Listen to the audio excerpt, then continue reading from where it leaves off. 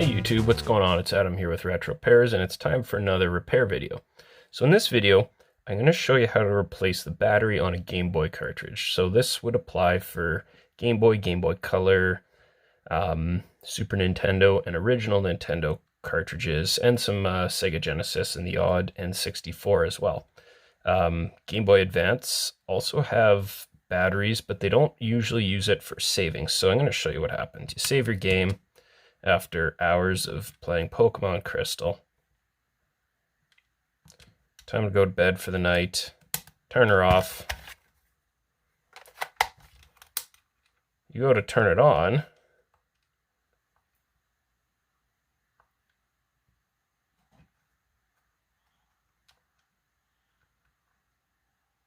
Oh, and it's still there. What do you know?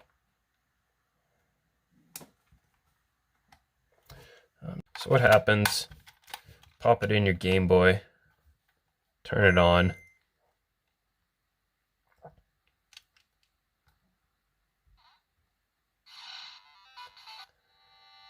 and no save games.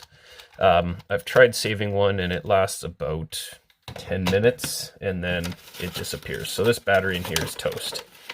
So how you open it up, you need it's called a GameBit driver. They make a couple different sizes. The small ones are for cartridges and the large ones are for consoles. So you need the small one. There are ways to get around that, such as melting a pen and forming it around here, or you might even have luck with just a really small slotted screwdriver. But either way, take off the first one. And then we've got the board here. So this is a pretty simple repair. However, you do need a soldering iron and you're going to need to purchase a battery. So it says right at the top here what type of battery you need. CR2025. They come with these little tabs which allow it to easily solder into place. So that's what I've got here. I've got a CR2025, and we're just going to desolder the old one and throw on a new one. So it's pretty straightforward. Just going to heat up my soldering iron.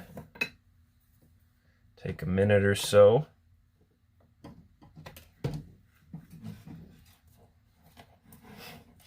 I'm actually going to see if I have a bigger battery. So I do not have the larger battery, but you can actually use a CR2032, which are just a little bit bigger. The difference between them, they still output 3 volts. There's just more capacity, so it'll last a little longer.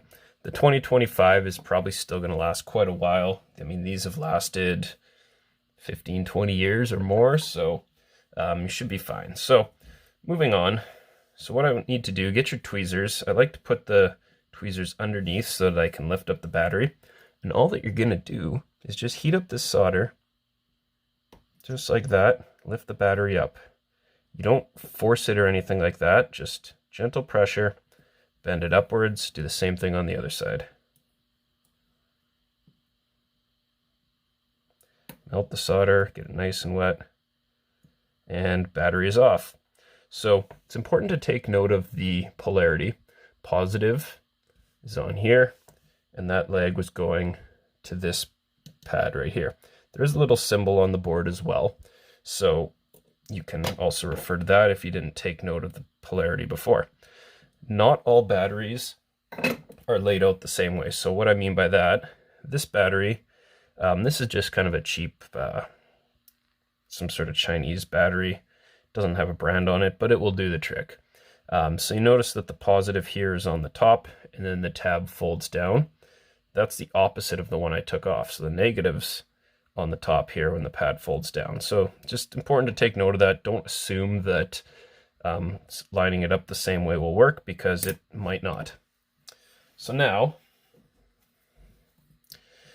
what I'm going to do is actually clean that up a little bit. I think I want to use some fresh solder for this.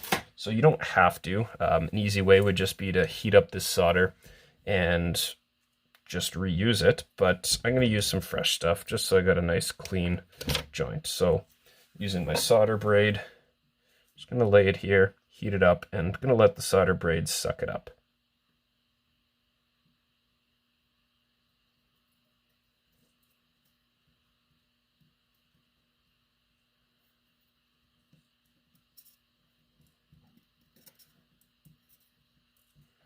There we go.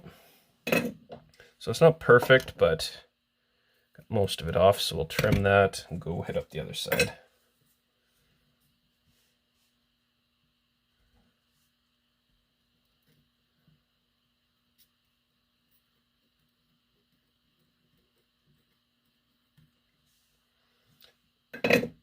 So I'm going to need to come back just because there was a lot of solder on that.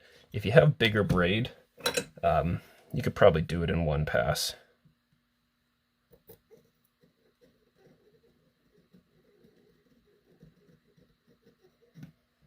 There we go. That's pretty clean. And that one's pretty good.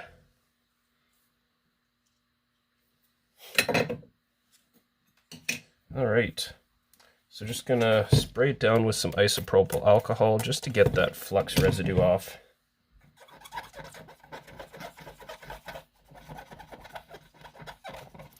And now we have some nice clean pads.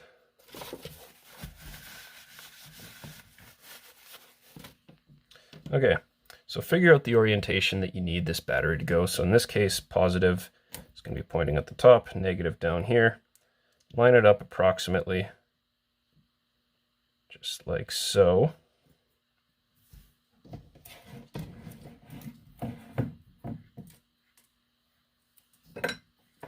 Now, what I'm going to do is heat up the pad, try and get some solder to flow. There we go. And that's just going to embed that tab just like so. Let it dry or let it cool, and that's not going anywhere. So next one, again, heat up both the pad and the tab.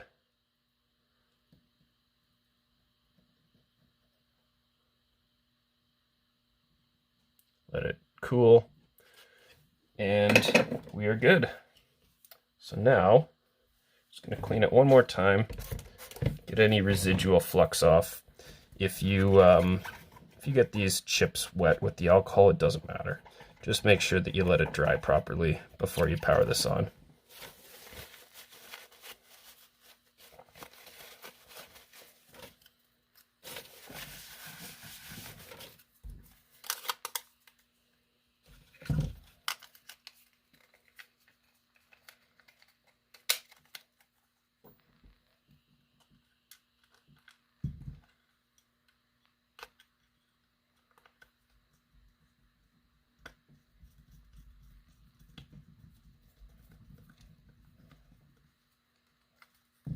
All right, and there we have a replaced battery in a Game Boy Color cartridge. So just going to test it out.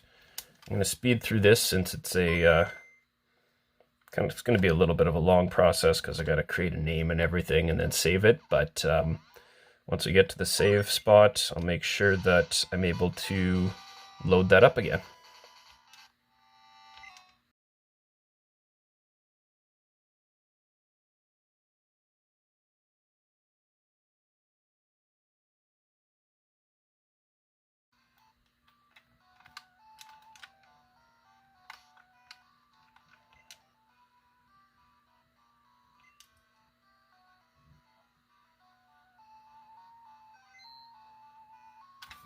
Okay, so game saved, pull it out. The way to test it, you actually have to remove it from the console.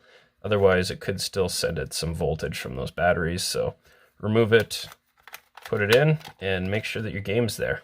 Sometimes you may have to wait like 15 minutes to be absolutely sure, as was the case before. I could do this real quickly and the game would still be there, but after about 15 minutes, it was gone. And continue. So we are good to go. So pretty quick and pretty easy repair. You just do need a soldering iron and obviously a replacement battery. But hopefully someone's going to be able to see this and be able to replace the batteries on your own cartridges rather than assuming that they're broken or they just don't work. So thanks a lot everyone for watching. Be sure to leave me a comment below. Let me know what you think. Subscribe to my channel, like the video, and until next time, thanks a lot for watching. We'll see you next video.